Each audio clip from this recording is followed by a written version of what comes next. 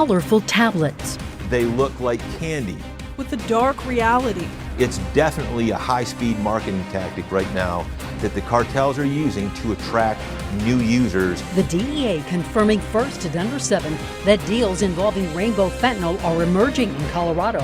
We want to locate any and all supplies. Tonight, the campaign to keep families safe, especially when online. Finding out what's left. If we had stayed, we may not be here. As Ian moves on to the Carolinas, Floridians begin to return home. How you can help those who have lost everything. Plus, contact Denver 7 getting results. What did you think when you saw that? Well, I was pretty excited. People living at a park or apartment complex were getting charged extra fees for a package delivery service they never wanted. Then Contact Denver 7 stepped in.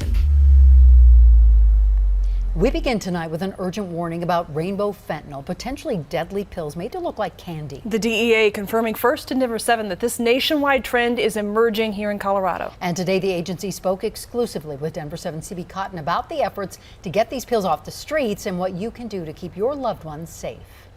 That's exactly what I've been doing, is addressing the drug threat and the drug crisis across the United States and saving lives. It's easy for Brian Besser to recall why he joined the Drug Enforcement Administration. And I found that this career was a way that I could unequivocally assist in saving lives. And he says what he's seen this year, a special agent in charge of the DEA Rocky Mountain Division, can save your life or someone else's too. We are slowly seeing rainbow fentanyl emerge in our communities. Besser confirming to Denver 7. We have seen rainbow fentanyl through some of our undercover deals right now. We've seen it in Grand Junction, we've seen it in Pueblo, Colorado Springs, and here in the Denver area. Not in mass quantities yet, but we know where there's smoke, there's fire. The colorful, counterfeit pills laced with fentanyl are just as deadly as the blue ones we've heard about, but these colors target children. They're attractive, they're colorful, they look like candy. Besser says rainbow fentanyl is a new way for the cartel to make money. We have a oversaturated fentanyl market right now in the Rocky Mountain region. There are countless pills, millions of pills available on the street. And when you have an oversaturated market, that drives the price point down per pill. And it's all about making money. We are talking about greed-driven and profit-driven enterprises that don't care about you, me, our kids, or the communities. Besser says the pills are being bought and sold online for as cheap as $1. Kids finding them using only emojis. And payment can be done completely anonymously. Venmo, Zelle, PayPal, you name it. Once the funds are sent, the drugs are shipped, they're dropped, they're received. It can be lights out within seconds. Scary way to go. A very scary way to go. This year, the DEA entered into phase 3 of its One Pill Can Kill campaign. From May 23rd through September 8th, nationwide, DEA agents seized more than 10.2 million fentanyl pills and 980 pounds of fentanyl powder. And Besser says, here at home, so we're noting that 60,000 lethal doses have been seized in only a 3.5-month time span here in the state of Colorado alone. To me, 60,000 doses, lethal doses, is 60,000 lives that we know we have saved. No one is off limits. The conversation has to happen now, and it has to be important. And navigating the latest drug dangers isn't easy. The DEA just created this fact sheet sharing what parents or caregivers need to know about fake pills and how they're being bought and sold. We've got a link to this on our website, denver7.com. And CB, thank you. And there is help available for Coloradans struggling with addiction. Urban Peaks Rehab in Denver was founded by Dr. Chad Johnston as a way to give back following his own battle with addiction. He says along with battling fentanyl addiction, many of his clients also have to face the social stigma surrounding drug use. They're in pain. They're doing this because they hurt and they're trying to relieve the internal suffering. And I think most of society looks at addicts as a moral defect, right? They're just out there doing drugs. They decided to do this for the, they enjoy just getting high. And no, it is, they want the hurt to stop. And among the ways Urban Peaks helps its clients is by providing them with a medication called Zimhigh.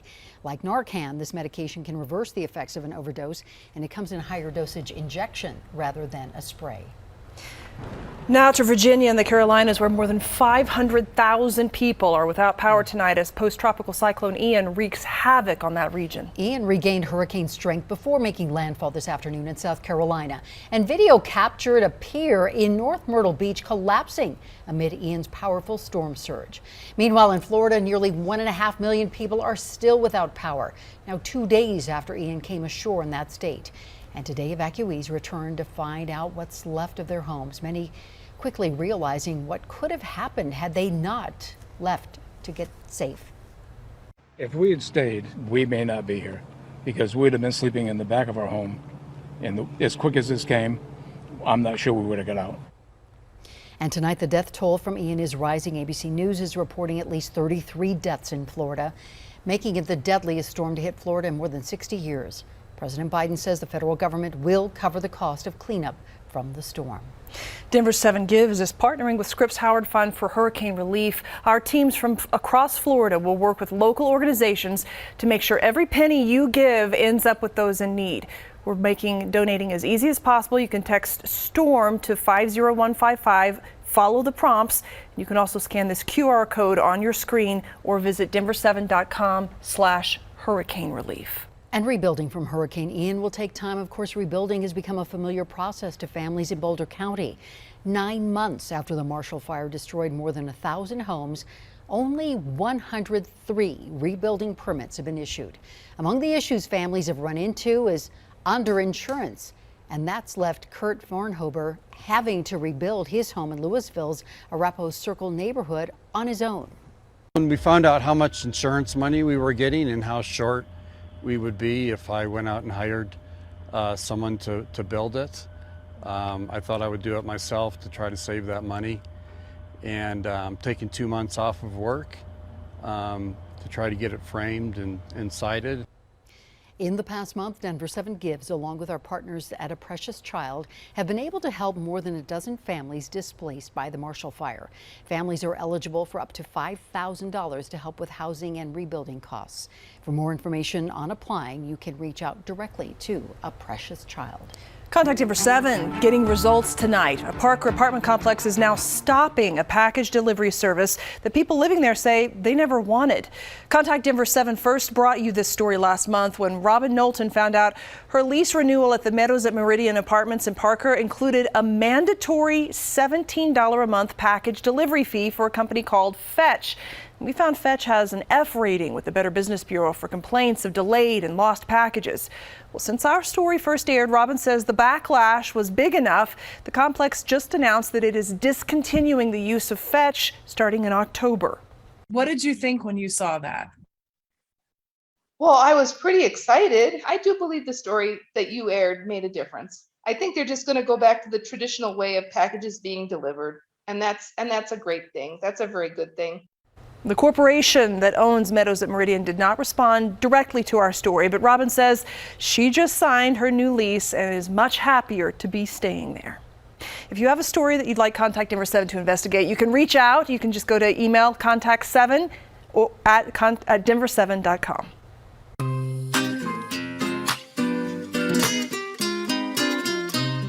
I'm Angelique Maureen, and my roots are in San Luis, the oldest town in Colorado. What Hispanic Heritage Month means to me is remembering our ancestors and continuing to move forward with the future generation. You know, you don't often see a candy shop with a twist and some 50s style hop. Well, as we celebrate Hispanic Heritage Month, Denver 7 photojournalist Jacob Curtis takes us to Neveria Bule Bule in Denver's Westwood neighborhood, a business with a unique fusion of music, sweets, and Mexican flavor.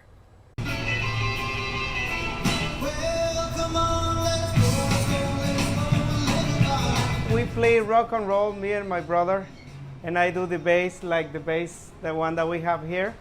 That's because we love the cars of 50s, truck of 50s. We drive 51 Chevy. My brother drives a 49 pickup. So we love the 50s. It's just been something that we've been wanting to do.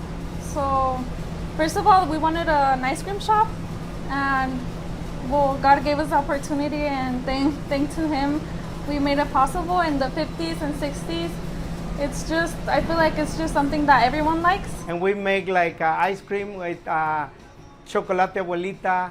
We have a tequila. We mix all that, you know, with traditional USA flavors like vanilla, like the strawberry. So we make like regular ice cream and we put the Mexican. So there's like a mazapan, which is like a peanut butter candy, Mexican candy, and we made it into an ice cream, so that makes it Mexican. Well, first of all, so it's a neveria, which is like an ice cream shop but with Mexican snacks. So we try to make it like this. So we have ice cream, popsicles, Mexican ice cream, Mexican snacks. I want to say thank you all of our neighbors, my neighbors, especially of La Cultura de Chocolate. We keep in touch, working together with the Lucha Libre.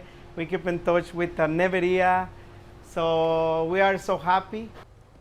Man, it all looks good, doesn't it? And that was the work of Denver 7 photojournalist Jacob Curtis. And you can find all the flavors and the vibes of the Neveria Bule Bule in Denver's Westwood neighborhood at the corner of Morrison Road and South Perry Street. These showers and storms signal a change for the weekend. How much cooler it's going to be.